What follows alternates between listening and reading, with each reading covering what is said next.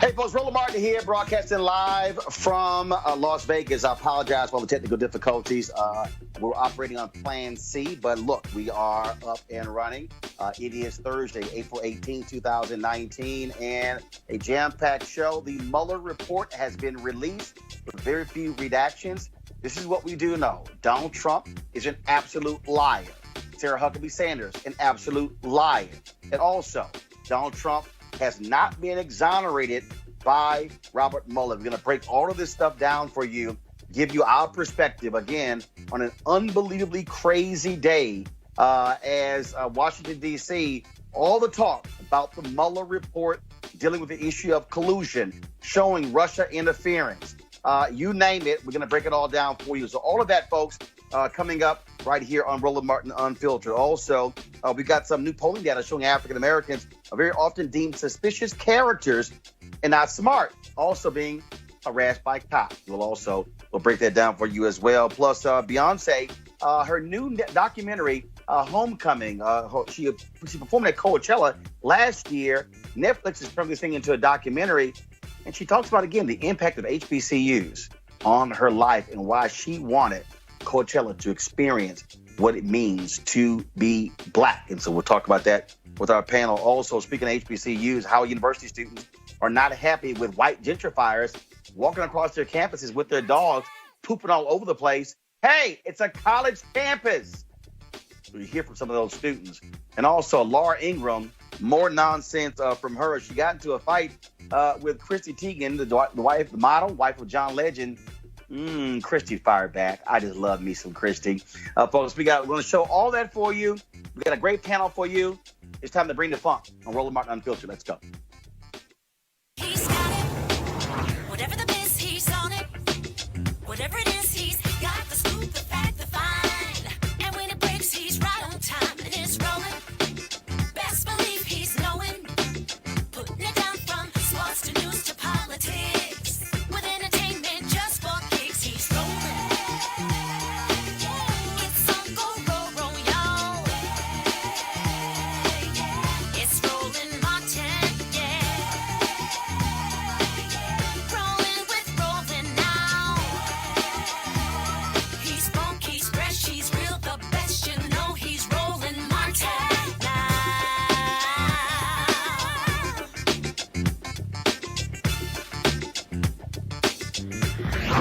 Martin. All right, folks, Roland Martin here, Roland Martin Unfiltered. I'm here in Las Vegas. It has been, of course, a crazy day. We've had lots of technical issues, but bottom line is we're here, we're live. Let's get this thing started. It's been wild in Washington, D.C., as Bob Barr had lots to say about the Mueller report. Then, of course, about 2 hours later, we actually got to see the Mueller report for ourselves. Here's what we do know. Bob Barr was lying to us in his summary. He took some liberties with the Mueller report. And folks have been talking about it all day. And we got a couple of lawyers here, former prosecutors, to talk about this report as well. But let's start this way. This is how the New York Times summed this whole thing up. They say, which is pretty interesting. While the report does not find that the president or his campaign aides had committed any crimes in their contacts with Russians, it lays bare how Mr. Trump was elected with the help of a foreign power when a federal inquiry was started to investigate the Russian effort. He took numerous steps to try to undermine it. Okay, y'all, that really explains the Mueller report there. And it's pretty interesting. But it also found that the Russians did indeed tap into some election offices in Illinois, also in Florida. And so, man, you talk about an unbelievable report here. And so we want to dig in with this report. So let's talk with A. Scott Bolden, a former chair, National Bar Association Political Action Committee, who joins us right now. And so I'm gonna start with you, Scott. I also am joined by Attorney Glenn Ivey, former state's attorney for Prince George's County, also former federal prosecutor. And so we also joined in studio by Greg Carr, chair, Department of Afro-American Studies. He joins us as well. And Shireen Mitchell, she is social analyst and diversity strategist. So I want to start with our attorneys first. And so let me go to Scott. Scott, when you look at this report, when you look at what Mueller determined? First of all, he said he agreed. I guess he consulted with the legal counsel in the Department of Justice that the president cannot be indicted. So therefore, he's pretty much leaving this thing up to Congress as to whether or not they want to impeach Donald Trump for obstruction of justice. This report, more than 400 pages. Your initial assessment of what you read from Robert Mueller? Well, I think the big thing that jumps out at me is the numerous attempts. I counted at least 10. There may have been 12 attempts to obstruct justice. You see, Donald Trump and his campaign knew that Russia helped him win the election because they wanted him to win on one hand. On the other hand, you got a willing participant, whether they were assets of Russia or Russia used them as an asset. But the 10 or 12 efforts to obstruct justice, firing Comey, pressuring McGahn, his White House counsel, to make false statements and to fire the special prosecutor, pressuring the attorney general to get back in the case, and using agents within the White House to do so. Mueller's decision that because these aides did not always carry out or weren't as effective in carrying this message forward, despite Donald Trump's own public statements about all of this, I got to tell you, it's very disappointing for this one reason. Obstruction of justice is one of the few federal crimes, if not only crime, that you don't have to complete to be guilty of it. The statute says attempt or obstruct justice. Under that scenario, those 10 or 12 efforts that documented by Mueller as Trump's efforts to obstruct justice more than qualify for an attempt to obstruct justice. And as a result, he could have easily been charged with these crimes, or Mueller could have easily said he should be charged with these crimes. That just didn't happen. And Barr, he just avoided all of that. He just ignored all of that and lied to us this morning. Glenn Ivey, that point is really important. That first and foremost, Donald Trump tried to obstruct justice. Okay, I'm trying to understand, how do you have to fully prove that? Well, had they gone forward with it, it would have happened. He tried to do it. I mean, look, we can go down the list. He asked Comey to end the investigation. Misleading statements about Russian meeting. The firing of FBI Director James Comey. Attempts to fire Special Counselor Robert Mueller. Using Corey Lewandowski to oust Jeff Sessions. Talking to witnesses about testimony. Trying to get Jeff Sessions to unrecuse himself. Also, trying to tell Don McGahn to lie, and Don McGahn wouldn't do it, and he kept wanting him to lie. I mean, that's what Donald Trump was trying to do. And then he tried to fire McGahn because he wouldn't lie. Don't forget that. Glenn Ivey, go ahead. Hold on, Scott. Glenn, go ahead. Yeah, it's a long list of misconduct for sure, and I think there's a lot for Congress to work with, and they're gonna do that. I think the House Judiciary Committee, in particular, is going to jump after it. But one thing that I thought was very surprising was the fact that Barr came out and said that there was no obstruction, there was no evidence of obstruction, even in the face of all the evidence that was there. It was a little disappointing, too, to have Mueller come out and tee it up, lay out all the evidence like that, but then pull back instead of go ahead and pushing it across the finish line. But clearly there's plenty for Congress to work with in the weeks coming up. Well, and also what I thought was quite interesting is that when you start going through this and you're seeing his actions, his public comments, that anybody looking at this, Scott Bolden, can say, dude, you were trying to affect the Paul Manafort jury. You were trying to, you were making statements. Obstruction of justice was literally wide open. It was out in public. Right. And so, this is for the political attacks. So, you have these pundits who try to seek through or sort through all of this. But what Mueller's report does is put it all to bed, put it all to rest. It's confirmation of the several leaks that we heard throughout the last year or two. It's confirmation that they believed and they followed Donald Trump when he said he fired Comey over the Russian investigation, when he told the Russian operatives in the White House that he fired Comey and that he was nuts or words to that effect. And so the value of the Mueller report is this isn't some fantasy where we're trying to figure out what's truth and what's fake and otherwise. Mueller confirms all of these bad acts in great detail with great reference points and citations. And so there's not much to debate here. The only debate is whether the president ought to be charged or not, whether Barr lied or not, and he certainly did. And then really the Justice Department and the criminal justice system, based on Barr's conduct, based on the president's conduct, and all those that would support him, took a real hit. It's a bad day for lawyers and lawyering, in my opinion, because justice did not win this time, that politics won this time, and that Trump and his supporters have just capitulated to lies, to fake news, the real fake news, and to winning, to the demise of the American institutions, justice, intelligence, and all that we stand for or want to stand for in this beautiful but imperfect country of ours. It's a sad day for all of it. Glenn Ivey, Trump sent out this tweet saying game over. He was out there, talking about how no collusion, anything along those lines. But this is a damning report for Donald Trump. This is not a clear victory for him or his aides at all. Yeah, I think that's definitely right. At the same time, though, that politically, Barr running interference to the extent that he did, I think was helpful, delaying the release of the report so that the reporters hadn't had a chance to read it while Barr was doing his press conference. And then Barr still ended up walking away from tough questions that he got at the hearing, at the press conference. So we got off to a slow start, but I really do think it's going to be incumbent on Congress, the House in particular, to follow up on this and push it forward and make sure the public gets a chance to understand and digest all of what's in the report that lays these facts out. I think we have to pursue it. A couple of our other panelists, again, Shireen Mitchell, social analyst and diversity strategist, and also Alexis Green, spoken word artist. I want to go to Greg Carr first, then I'm going to go to Shireen, then Alexis. Greg Carr, you have, first of all, you went to law school. You saw some tap dancing there by Bob Barr doing his best.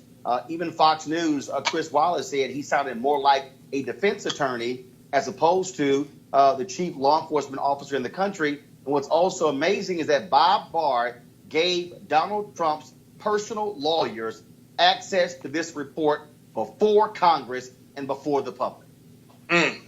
Absolutely. I think it's remarkably consistent. Today was a very good day, I think, for possibly America. Besides the description, and we are faced with the fact that the law is not. Hey, Greg, hold on one second. We're having an issue with your Skype. I want to go to Shireen. Shireen, if you can answer that particular question. Again, to see Bob Barr act as the defense attorney for Donald Trump and to give his personal attorneys access to the report before even members of Congress? Yes. He's the AG. The AG is there to protect the American people.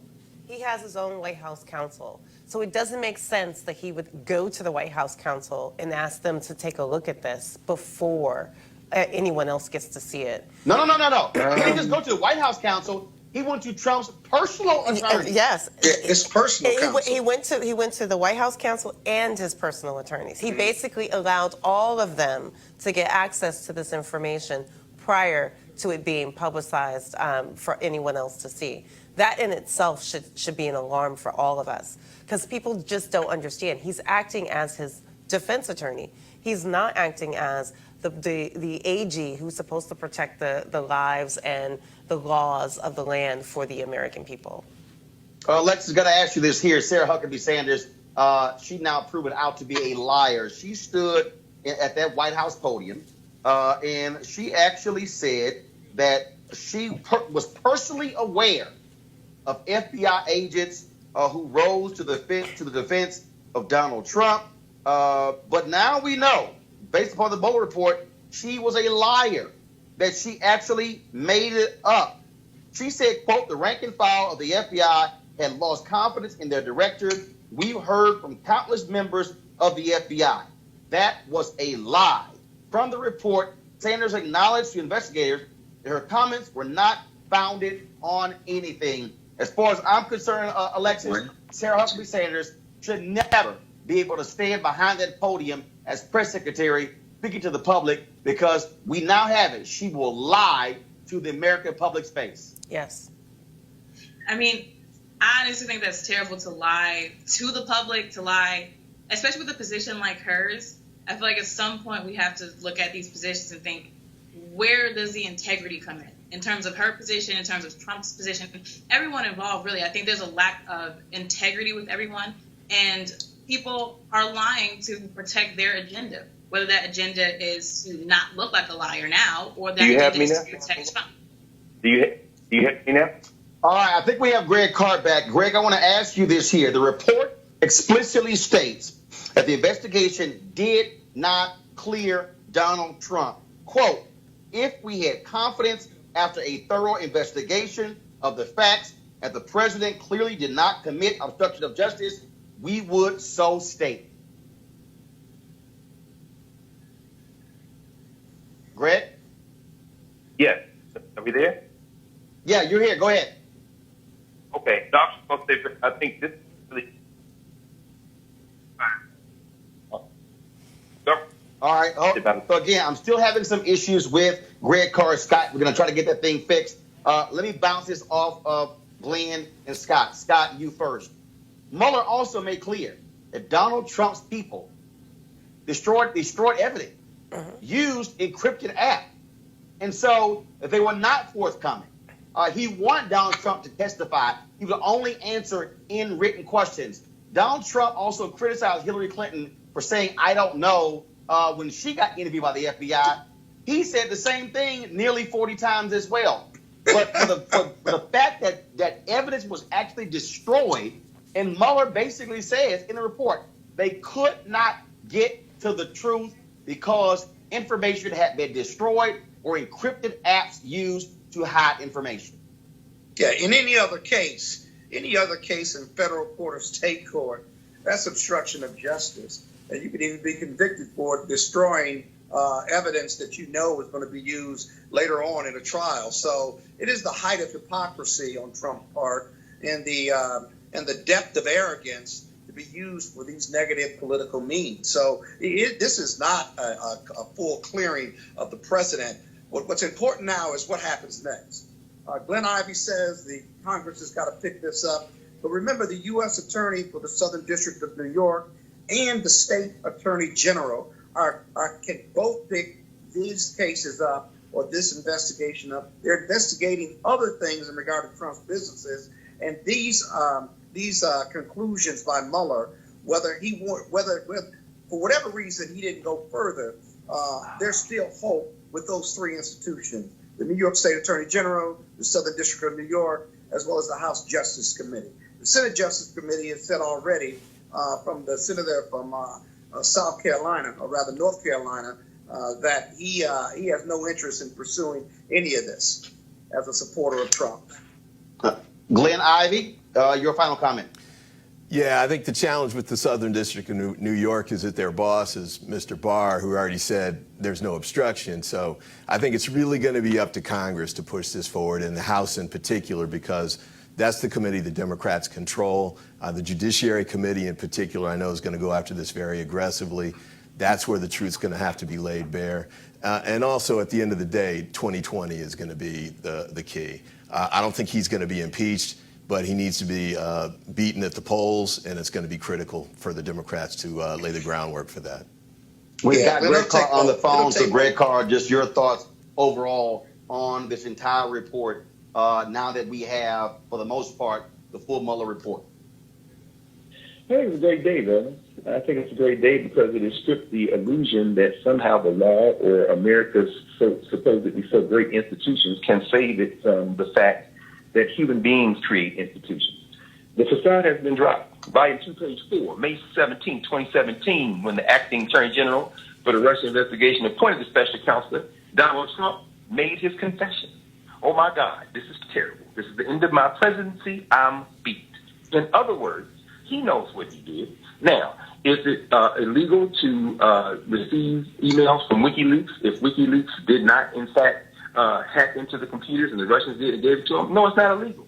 So Bob Barr is technically correct. But as you say, 12 of the 14 indictments are still secret. That's where a lot of the redactions are from. But at the end of the day, that whole report, up and down that report, as you said, this is an administration full of liars, for the people who are flouting Article 2 powers, as Robert Mueller has said, and people who are testing the limits of American democracy. I think it's a beautiful day in America, because what we are now faced with is a question. This isn't about Republicans and Democrats. If you believe in the so-called idea of American exceptionalism, then you need to do something very different. The Republican Party, not the Democratic Party, is the one that is on trial today.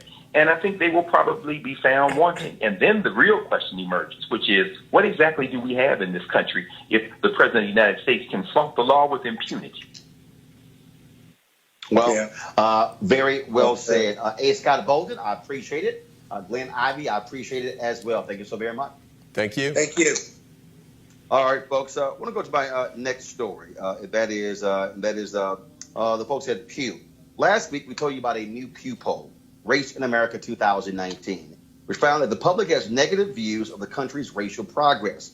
And more than half say Donald Trump has made race relations worse. But there was some more data I want to explore. So check this out. Here are the percentages of people who said people acted like they were suspicious of them. Whites, 25%. Asians, 35%. Hispanics, 37%. Blacks, 65%. No other group was higher than 35%, higher than 40%. African Americans were at 65%. The percentage of people who say that people acted like they thought they weren't smart. Whites, 26%. Asians, 39%. Hispanics, 48%. Blacks, 60%. Now check this out. The percentage of people saying that they have been unfairly stopped by police. Whites, 9%. Asians, 16%. Hispanics, 19%. African Americans, 44%. Shireen, what does this say, what it means to be black in America when you see these numbers? Well, let's just be clear. Like, if you understand this president who has been actually naming himself a white nationalist, we understand why this problem exists. Also, we understand that in this country, the least respected is actually Black Americans in this country, second to Native Americans. And when we talk about these issues, even now as we're talking about the presidency, there are so many people trying to tell Black and brown people who to vote for, and every person they're suggesting is a white male. And that is part of the narrative in this country, that we don't have, that we're not supposed to have say, but people can treat us differently any way they want to, including telling us who to vote for. And that's why we ended up with this president in the first place. And we now have what has been an increase in hate crimes because of this exact same thing. This study is just telling us water is wet. Right, that we already knew as African Americans and Black Americans in this country that we were being discriminated against. And I try to explain to people, no matter what you're talking about, and even including income inequality, no matter what status that Black Americans are in, they still face racism. So the concept that somehow we're going to even this out with income inequality is a fundamental flaw in all of this conversation. But the key to this is we now know we have that information. What are we going to do about it? Are we going to change the systems that we currently have in place, or are we not? Because the criminal justice system, as we just saw with what you just told us, what we just shared about the Mueller report, gives the benefit of the doubt to every white male, even when they're doing criminal acts, except for Black people and Black men in particular. Alexis, again, when you look at this data, I mean, it speaks volumes to one particular group that is under attack more than any other. When you see those huge gaps between African Americans and everybody else, this is what people have to understand what 400 years of racial strife in America has all about. That even if you are Asian or Latino, you still not Black. Absolutely. And I think, again, everybody has their different struggles, so I'm not one to downplay the struggles of people of different races, such as Asian or Hispanic. But this information that you presented is not surprising at all. I mean, like you said, there's a history there. And the history not only speaks to how Black people were treated, but also speaks to how Black people are represented. So when we talk about people thinking Black people aren't smart or thinking that they're guilty of a crime, we have to look at the history of what the narrative has been via movies, via minstrelsies, if we're talking history, via just the way that Black people are portrayed. We're portrayed to be unintelligent. You know, how many times they're usually goofy or dumb, or so that type of archetype. So that creates a narrative, and all of these other political people making comments about Black people, assuming that Black people are criminals, assuming that Black people aren't intelligent, when in fact, which isn't even the truth, because there's a high percentage of Black people who are in colleges and other institutions. So it's like, again, we can have all this data that says Black people are doing all of these great things, but what's hard to control is the narrative that's been embedded into American culture since the beginning of American history. Greg Carr, can I just make one point to make sure that we don't erase Afro-Latinos, please, in this narrative, because they also deal with some of these things as well. Greg Carr, again, I think when you look at these numbers, what it says is that Black people, we are in a different category than anybody else. Our history is different. How we have been treated is different. Absolutely. Absolutely. And, you know, it's interesting. Segregation, of course, we know persists. Residential segregation, segregation in the schools, segregation, even, as you say, even though being Black crosses across, the Black experience crosses in many ways across economic categories. This survey, as you said earlier, as just heard earlier, says, you know, water is wet. We know that. And we also know that increased contact with people of other races is in many ways the first, second, and third step toward beginning to break down some of these clear errors in thinking from white people in particular. But we know that this country, in its economic system, its public policy, its cultural norms, has maintained and in many ways extended segregation.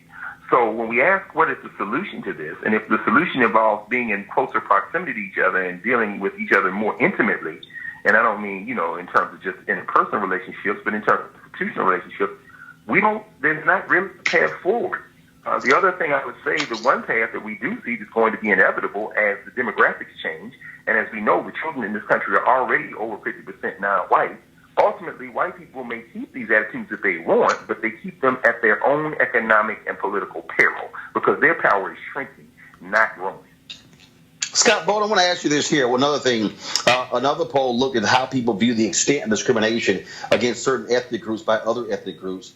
And this is a chart from the Washington Post based, again, on Pew data, shows that white Republicans think they think Blacks face the most discrimination, Hispanic just a little less. But white Republicans think that whites are discriminated against more than Hispanics and almost as much as African Americans.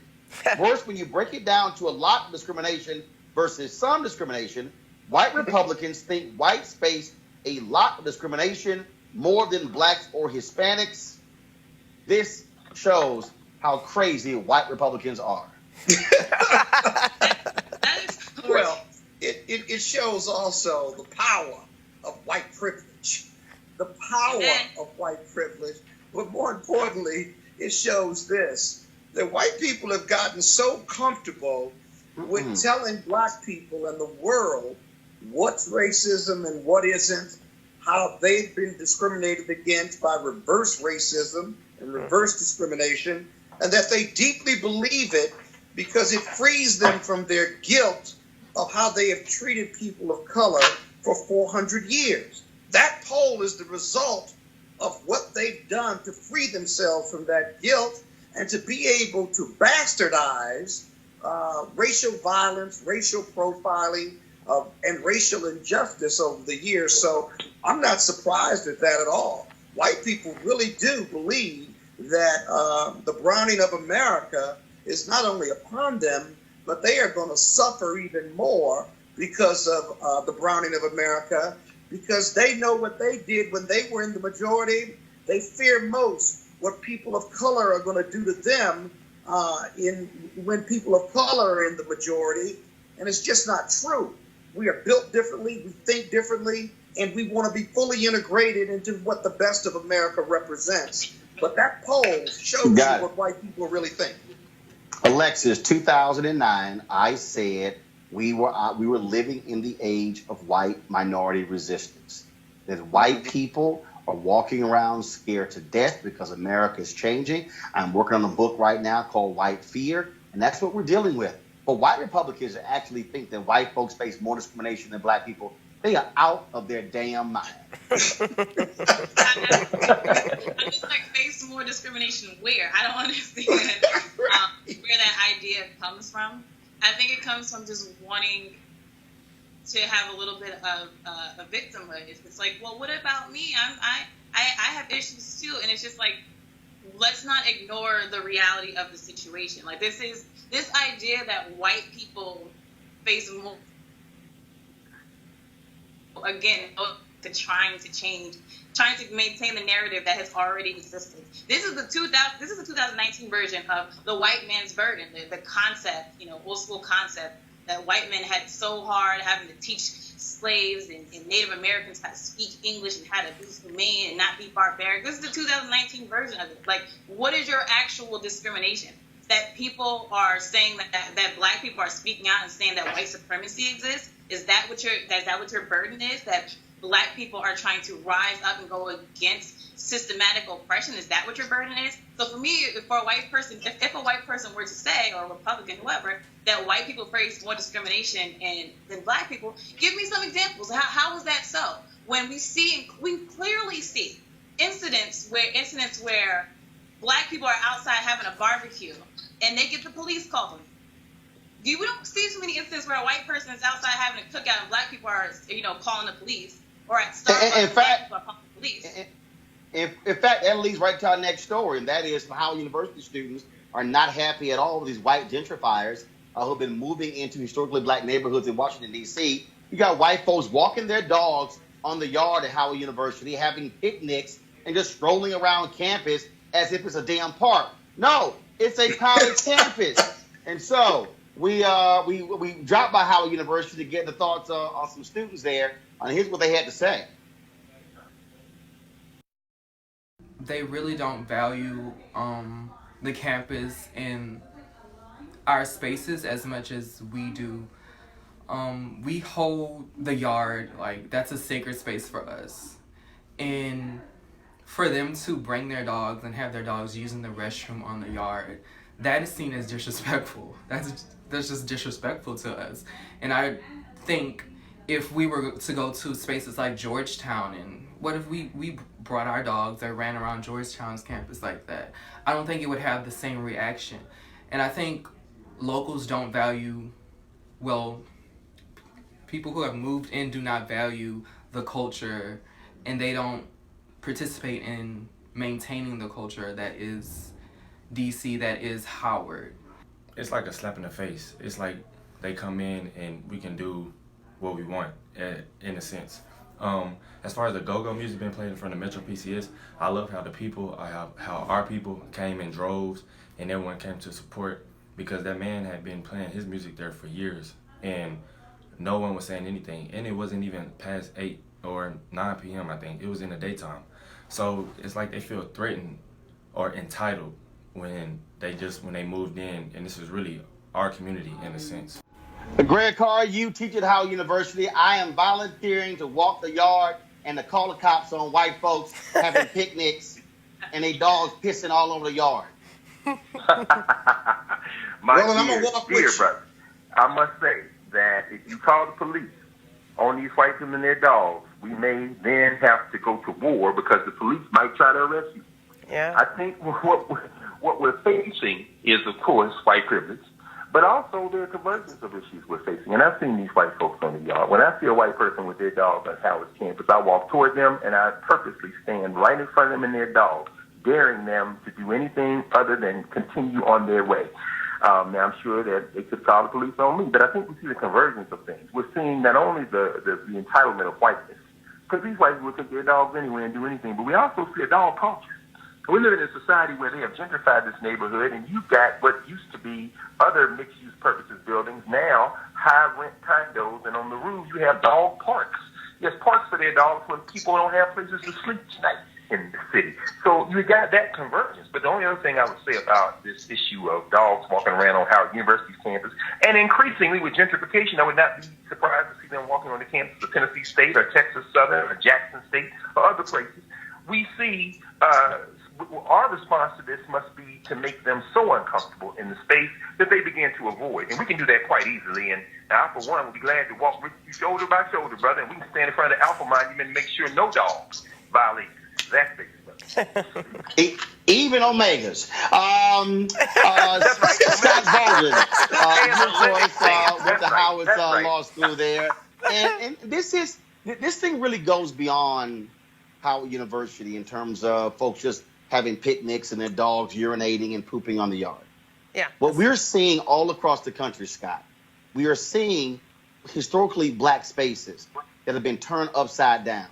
Luther Campbell talked about in his book on Miami what happened there. We're seeing in Oakland. There was a black church in Oakland that was sued because the white neighbor said, oh, their choir rehearsal was too loud. They were cited many times by the police department saying the choir rehearsal was too loud. The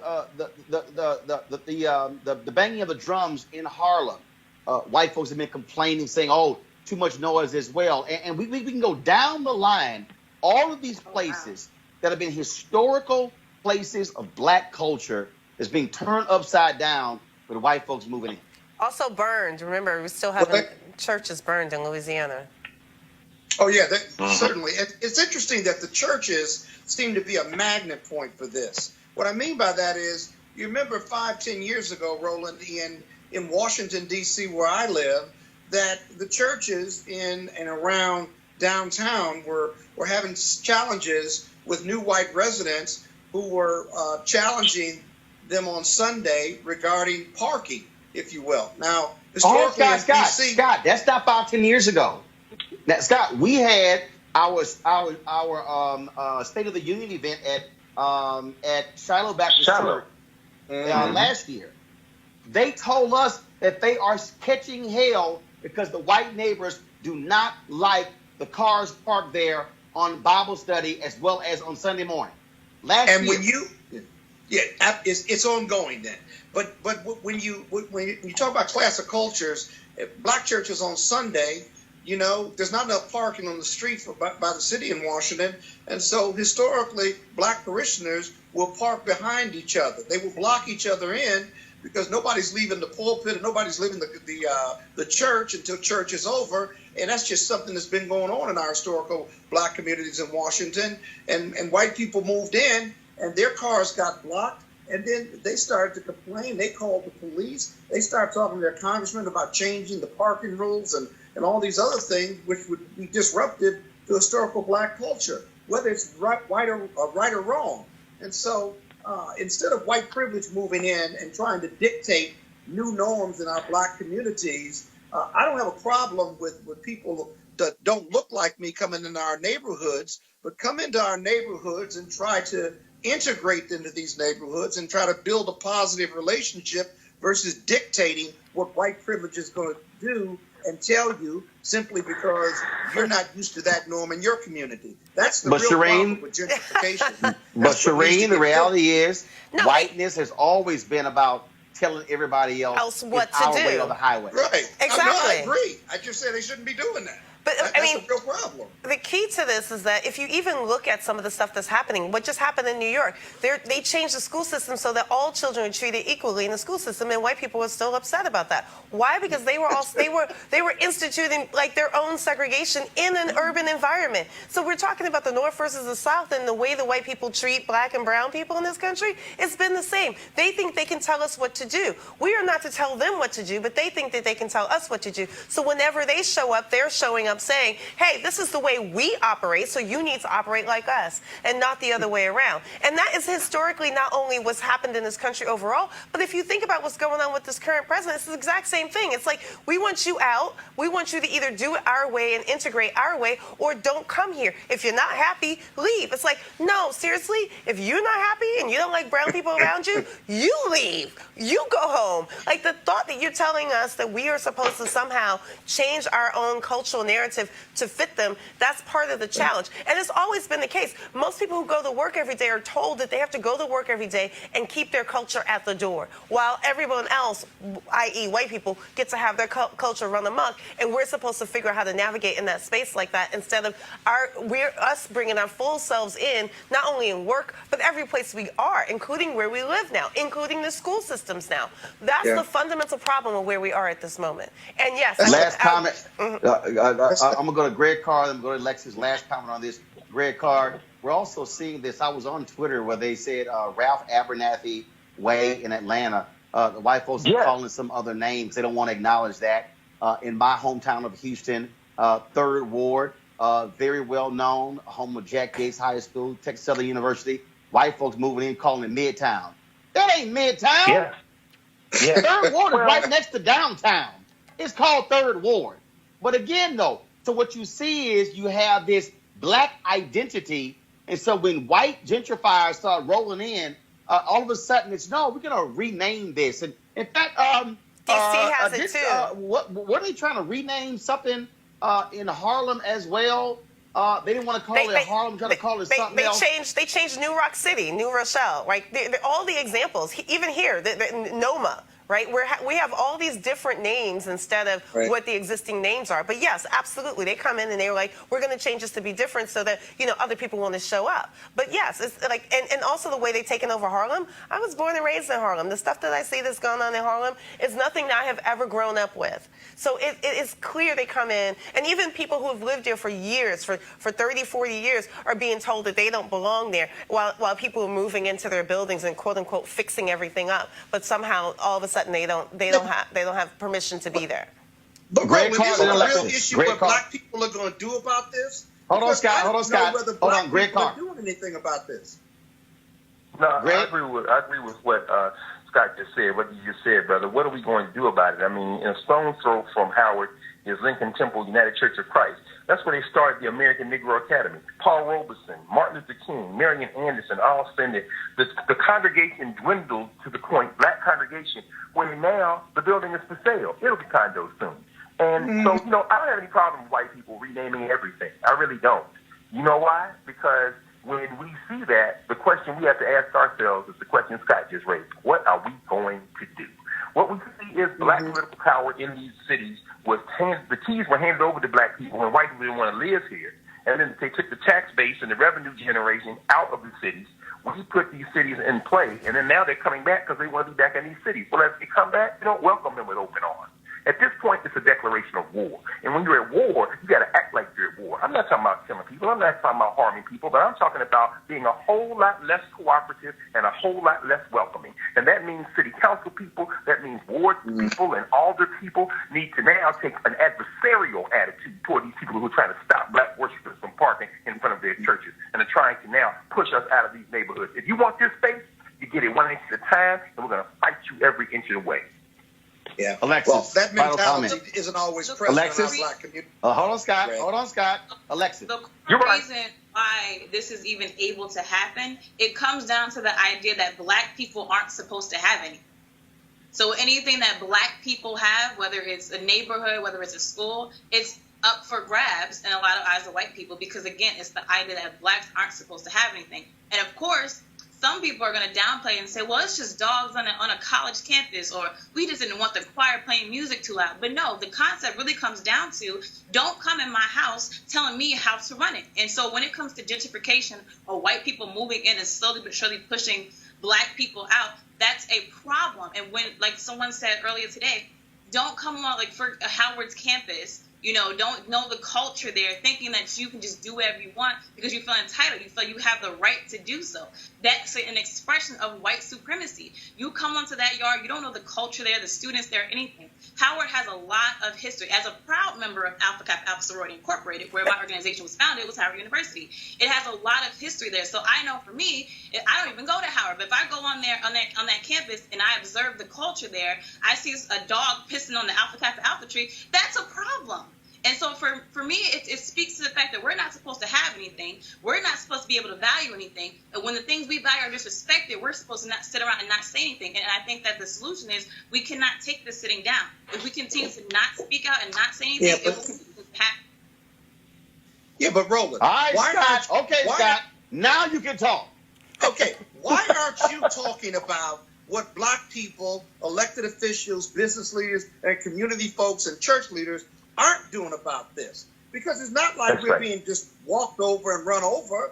Our mentality simply isn't to fight this, at least in any type of organized way. And so if our elected officials are giving our communities and our cultures away, if our churches and our community people can talk about the problem, but aren't doing anything about economic empowerment, political justice, social justice, and taking a stand against these infringements in our communities, we are as much to blame as white supremacy is, or as white privilege is that comes in, and we allow them to do that.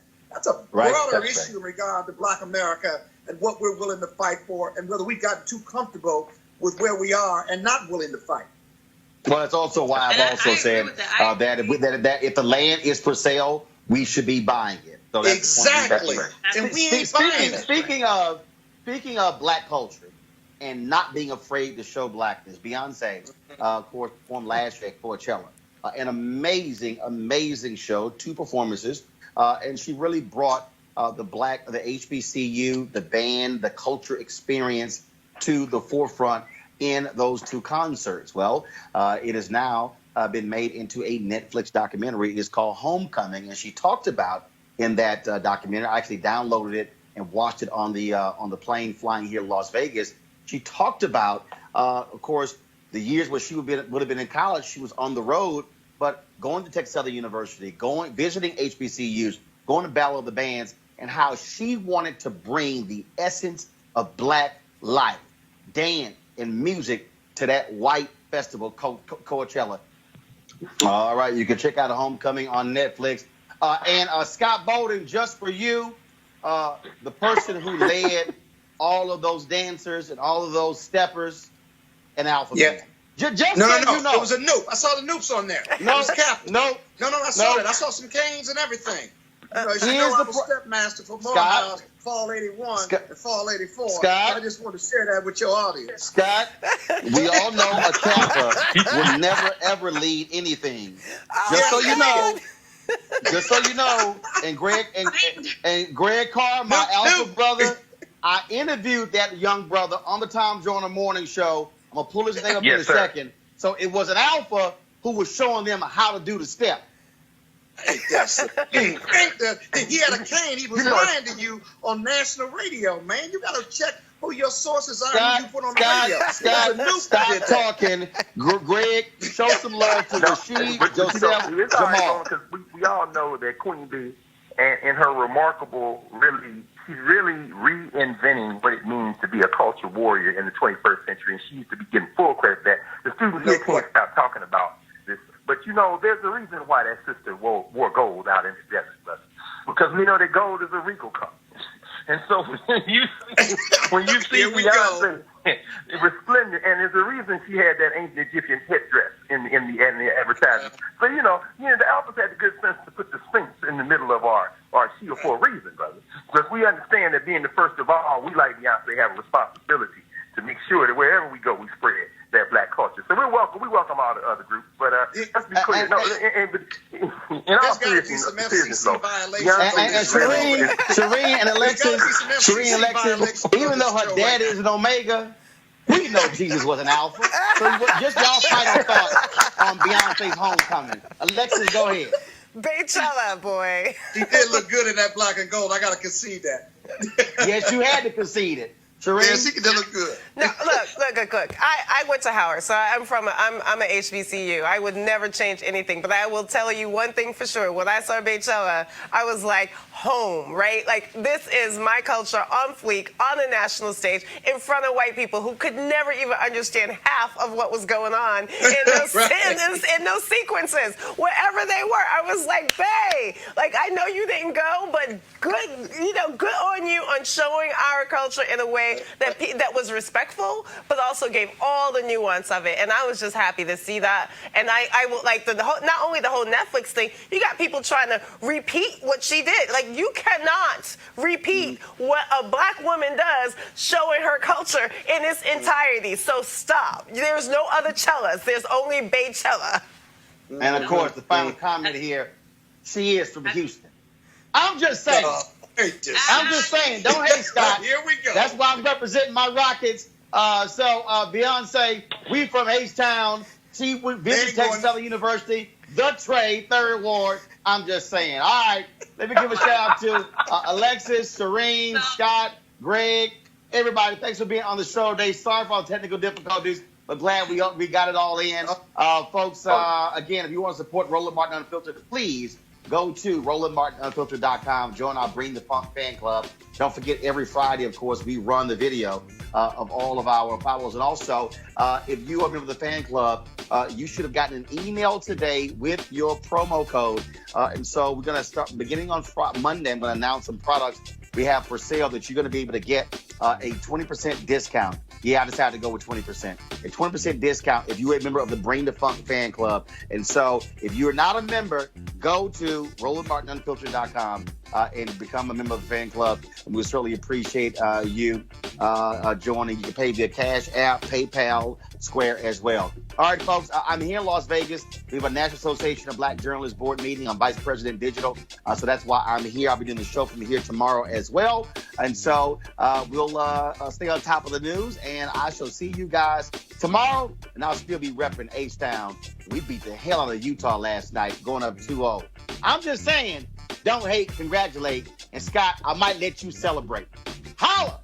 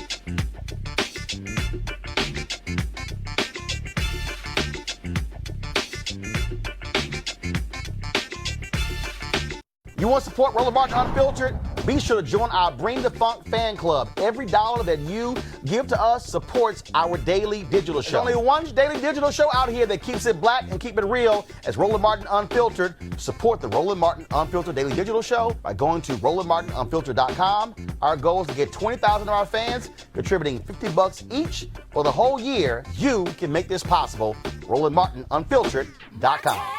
Hey fam, want to check out Roland Martin Unfiltered, the blackest show on all of digital, cable, and broadcast. Check out our audio podcast. There's only one daily digital show out here that keeps it black and keep it real as Roland Martin Unfiltered. Press play. You want to check out Roland Martin Unfiltered? YouTube.com/Roland S. Martin. And subscribe to our YouTube channel. There's only one daily digital show out here that keeps it black and keep it real. It's Roland Martin Unfiltered. See that name right there? Roland Martin Unfiltered. Like, share, and subscribe to our YouTube channel. That's YouTube.com/Roland S. Martin. And don't forget to turn on your notifications so when we go live, you'll know it.